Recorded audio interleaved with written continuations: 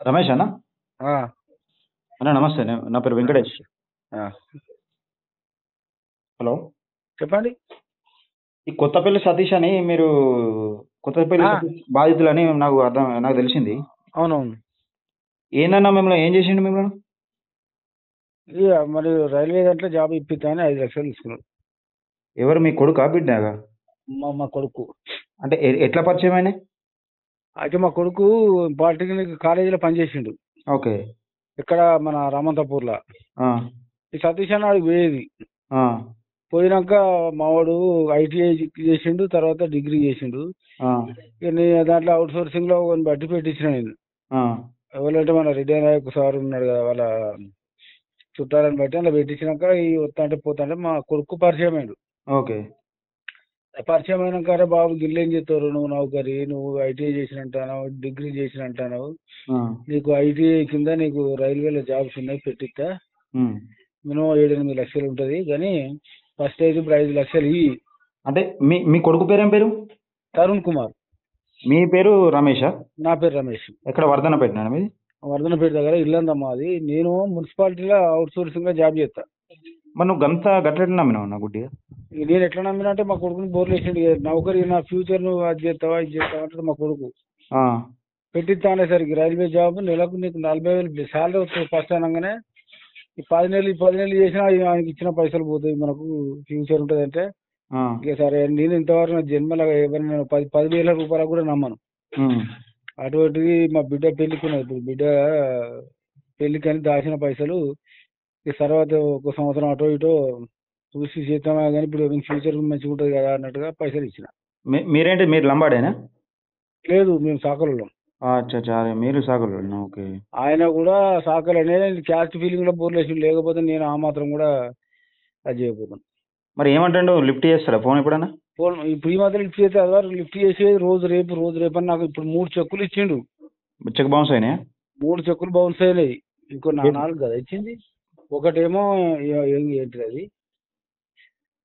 ఉమ్, ఏమో ఏదో మామూలు చెక్ ఇచ్చిండు, వాళ్ళ బ్యాంకులో పోయి పైసలు తీసుకోపో అంటారు. ఆడికి పోతే అలా పైసలు ఉన్నాయి. ఉమ్, ఇక ఇప్పుడు మొన్నటిదాకా ఏదో డీడీ వస్తుంది నీకు, ఇది అది డీడీ చేసిన అన్నాడు.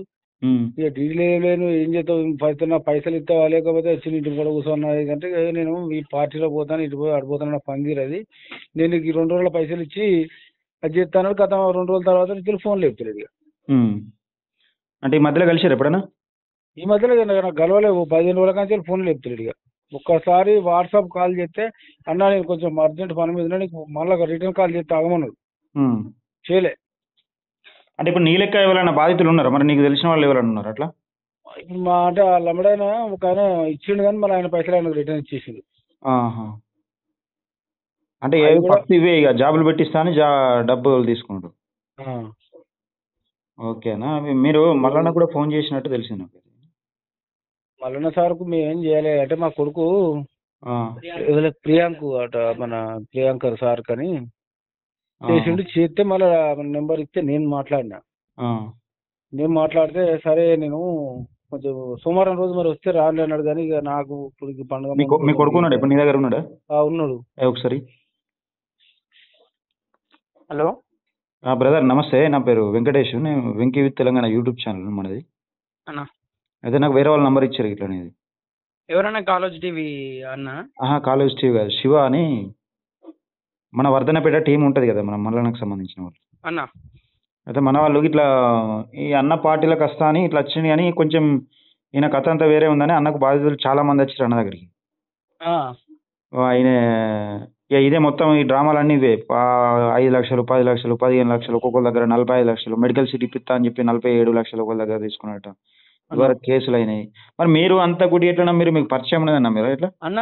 అయితే నేను అక్కడికి పోయినాక, ఇప్పుడు నేను ఆగస్టు 6వ తారీఖు, ఆగస్టు 6 నేను ఆగస్టు 6వ తారీఖు నేను జాయిన్ అయినాను. జాయిన్ అయినాక నాకు ఏంటంటే అక్కడ సరిగ్గా వెదర్ పర్లేదు. నేను అప్పుడేంది ఇక ఆగస్టు 6 నుంచి ఇక ఊకే వచ్చుడు పోడు అయితే, నేను సెప్టెంబర్ 4వ తారీఖు వరకు ఇక నేను రెగ్యులర్ గా పోలేదు. 2 రోజులు అక్కడ ఉంటే 3 రోజులు ఇక్కడ, 3 రోజులు అక్కడ ఉంటే 2 రోజులు ఇక్కడ అయింది. నాకు క్లైమేట్ సరిగ్గా సెట్ కాలేదు. ఓకే. క్లైమేట్ సరిగ్గా సెట్ కాక నేను ఏంటంటే ఊకే రావటం పోవటం చేస్తుండే. మా ప్రిన్సిపల్ నాకు అన్నారు, తరం చేస్తే చెయ్యి లేకపోతే లేదు, అంతేగాని నువ్వు ఊకే రావటం పోవటం చేస్తే నీకు అంత బాగుండదు అని చెప్పేసి అన్నారు. నేను జాబ్ నుంచి నువ్వు వెళ్ళిపో, నువ్వు అంతేగాని నువ్వు ఊకే రావటం పోవటం చేస్తే బాగుండదు అనేసి అంటే సార్ అంటే ఇక నేను అప్పంచలి ఉండటం స్టార్ట్ చేసిన రెగ్యులర్ గా. ఇక ఆయన వస్తుండే, గేట్ కాడికి వస్తుండే, చేస్తుండే, ఏంది ఒకసారి ఫార్చ్యూన్ వేసుకొస్తుండే, ఒకసారి వేసుకొస్తుండే. ఇప్పుడు జాబ్ పెట్టిస్తానగానే మరి ఇది వరకు ఎవరికైనా పెట్టించినావా ఏంది అని ఒక్కసారి కూడా అడగలే? అడిగినా అన్న, అడిగితే ఇంత ముందు పెట్టించిన అని చెప్పేసి ఆయన పెట్టించి ఆయన ఫోన్ చేసి ఇట్లా జాబ్ ఎట్లున్నది తమ్ముడు, ఇట్లా నీకు ఏంది అక్కడ ఎట్లున్నది, క్లైమేట్ ఎట్లున్నది, నీకు అలవెన్సెస్ ఏమేమి ఉన్నాయి అట్లా అని చెప్పేసి మాట్లాడిపించిండు. మళ్ళీ ఆయన ఏంది, మళ్ళీ అక్కడ ఒక ఆయన లోకల్ వ్యక్తి ఉన్నాడు, ఆయనకి లోకల్ ఆయనకు అక్కడ దేంట్లో ఆర్టీసీలో దేనిలో పెట్టించిండంట. ఆయన వచ్చిండు, ఆయన ఏంది అక్కడ రోజు వాకింగ్ వస్తుండే. ఆయన వాకింగ్ వస్తుంటే అన్న సీనన్న నమస్తే ఎట్లున్నా జాబ్ అయ్యానంటే అంతా నీ సల్వ అన్న ఏదని చెప్పి మాట్లాడిండు. ఏం పెట్టించిన జాబ్ ఇట్లా, వీడు మా తమ్ముడు, ఇట్లా వీడు మా బాబాయ్ కొడుకు, ఇట్లా వరంగల్ నుంచి వచ్చిండు అని చెప్పేసి మొత్తం మభ్య పెట్టిండు నన్ను బాగా. మభ్య పెట్టి మాట్లాడిండు. మాట్లాడితే నీ ఎక్కడ మా కాలేజ్ లో ఉన్నాయని ఒక ఆయన అడిగిన, అన్న ఇట్లా అంటాను అన్న మరి ఏంటంటే ఇట్లా చేపిస్తారా అంటే మరి ఆయనకు అంత అంటే ఆయన ఇట్లా ఏ పని అంటే ఆ పని చేస్తాడు, చిటికెరలో చేపిస్తాడు అని చెప్పేసి ఆయన అన్నాడు. కానీ ఆయనకి ఏంది నా పైసలు తీసుకున్నాక ఆయన కూడా పైసలు తీసుకున్నాడు, పని చేపిస్తా అని చెప్పేసి. అనేది ఆటో అదేంది పేపర్ లేకుండా దొరికింది, దొరికితే ఆయన దగ్గర డబ్బులు తీసుకున్నాడు. ఆయన ఆటో తిప్పలేదు, ఏం లేదు. మా ఆయన డబ్బులు అట్నే ఉన్నాయి, మా ఆయన అమౌంట్ చిన్న అమౌంట్. ఇప్పుడు మా కాలేజ్ నుంచి మా ప్రిన్సిపల్ దగ్గర కూడా తీసుకున్నాడు పైసలు. ఇంకొక మేడం ఉంటుందా మేడం, పాలిటెక్నిక్ రామంతపూర్. ఓకే. అంటే మీ కాలేజ్ ప్రిన్సిపల్ ఎట్లా మరి? ప్రిన్సిపల్ది కూడా ఏదో ప్రమోషన్ గురించి అని చెప్పి ఇచ్చిందట అన్న. ఎంత అమౌంట్ తెలుసు ఏమన్నా? అమౌంట్ అయితే ఇప్పుడు క్యూనివర్స్ ఏమో 6 lakhs అన్నారు, ఇంకోటి కాలేజ్ టీవీలు ఏమో 3 lakhs అన్నారు. 5.5 అని చెప్పేసి అక్కడ కాలేజ్ లో సార్ వాళ్ళు మాట్లాడుకుంటుంటే విన్నా నేను. అయితే నేను మెసేజ్ ఏం పెట్టినా అంటే, అన్న నేనైతే మీ ఇంటికి వెళ్తా, నేను మా ఇంటికి పోవాలా అని అడిగిన. ఇంటికి పోతానన్నా అంటే సరే పో అన్నాడు. ఎవరి ఇంటికి అంటే మీ ఇంటికి పోవాలా, మా ఇంటికి మీ ఇంటికి పోవాలా మరి మా ఇంటికి పోవాలా అని అడిగిన.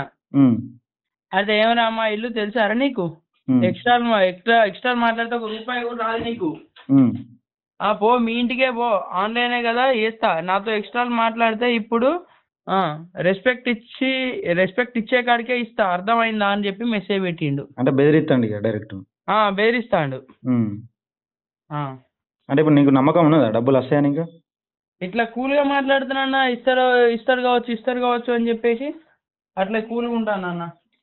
ఆడు దొంగ తమ్ముడు, ఆడు బాగా ఇట్లనే బాగా చేసిండు. మొన్న September 30th 1 year అయింది.